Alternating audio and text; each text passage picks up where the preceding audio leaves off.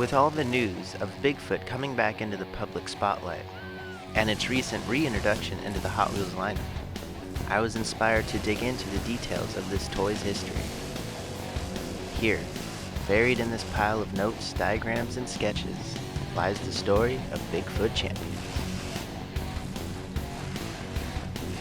The story of the Bigfoot monster trucks and their creator Bob Chandler is long and complex, but this story is a much smaller one and starts later in the 1980s. Monster trucks were gaining popularity in America and was seen by kids like me as professional wrestling for trucks. ESPN started airing monster truck races, and soon after, local television stations started picking up events on Sunday.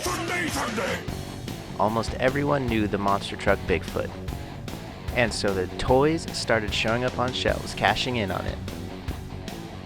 Then in the early 1990s, Mattel's Hot Wheels brand snagged the Bigfoot name and started creating a number of different toys for the market. Welcome to the Bigfoot Store. Here at Bigfoot's headquarters, you can find everything from Mattel's Bigfoot Hot Wheels and Crunch Arena toys to Bigfoot t-shirts, jackets, posters, and pictures. You will also see the Bigfoot battery-operated ride-ons from Power Wheels and even Bigfoot go-karts.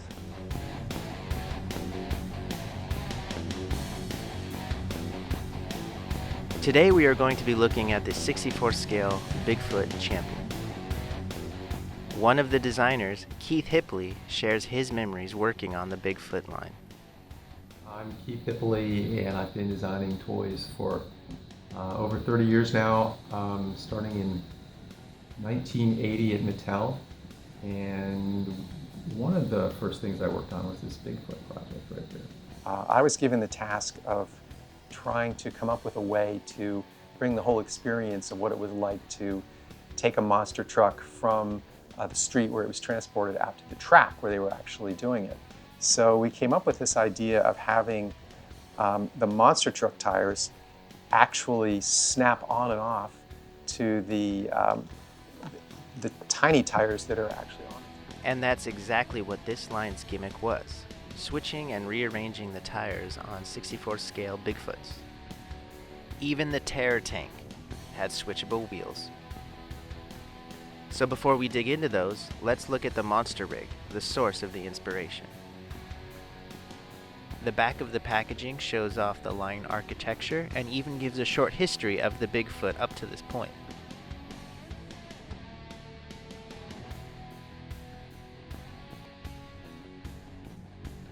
You could even join the Hot Wheels fan club from the mail-in at the bottom.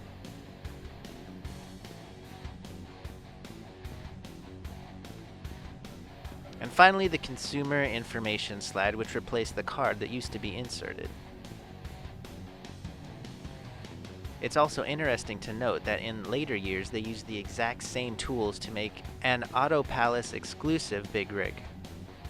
I will not be opening this one as it is a little bit too pricey, but it works exactly the same as the Bigfoot Big Rig and is compatible with the other trucks in the Bigfoot Champions 64 scale line. If you would like to know more about the Auto Palace, please pause the video and indulge. But let's get back on task and open this guy up. Like Keith said earlier, they wanted to recreate the experience of transporting the monster truck. And this set is a simple illustration on what that might be. You can see without the monstrous tires, Bigfoot looks quite awkward. And for its time, this was the only toy that captured the full experience. Nobody else bothered to depict this side of the story.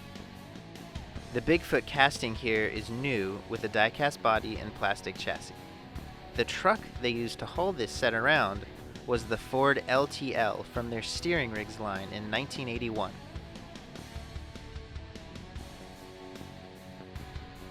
So let's pop the tires on and see how they work. The means of connections are via a snug friction fit, giving Bigfoot its true monster truck form. And just for comparison, here's a Hot Wheels Monster Jam truck from 2000. In terms of size, they are both very similar, the tires being only a little bit bigger. And yes, I know what everyone is asking themselves right now. Does it fit on track? Yes, you can play with it just like you would any other Hot Wheels monster truck. It's all compatible, as far as I can tell. Only problem is, when you try to attach the trailer on the track, it's not going to work.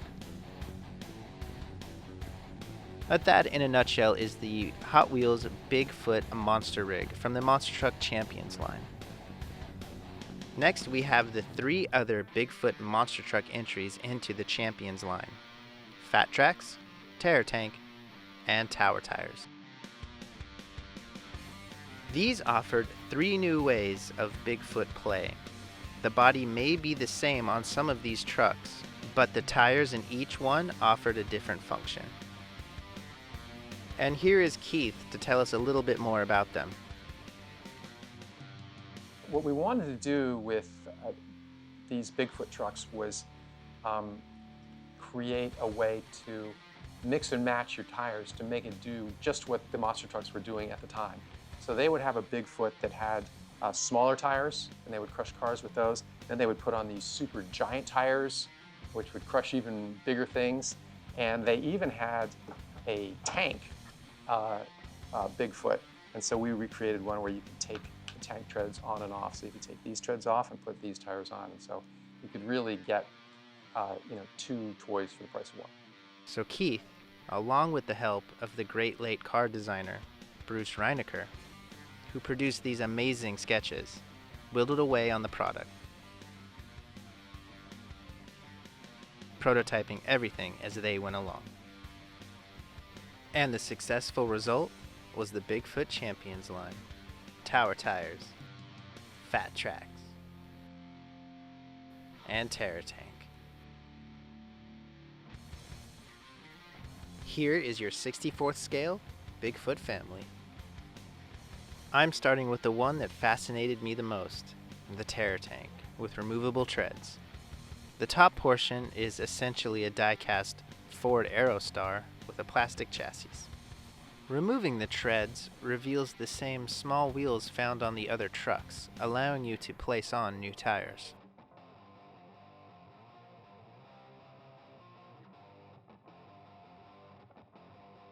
The Fat Track pack came with tires that allowed you to place an unlimited amount of tires side by side.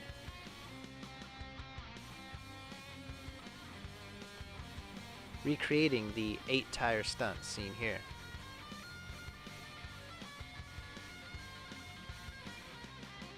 And lastly, we have the 1986 world record breaking champion for largest monster truck with the tower tires, which you can see by comparison. The tires are indeed towering over the normal one.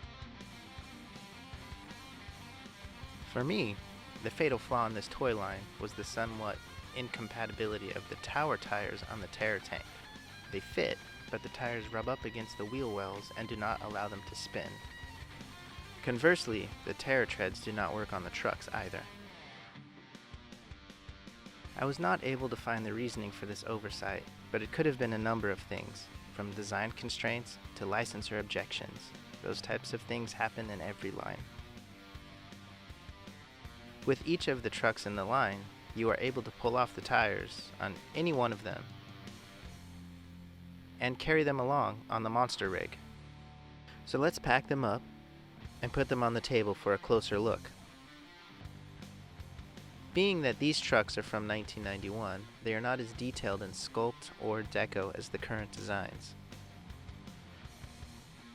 All of the graphics you see on cars from this era were drawn by hand and then shrunk to size.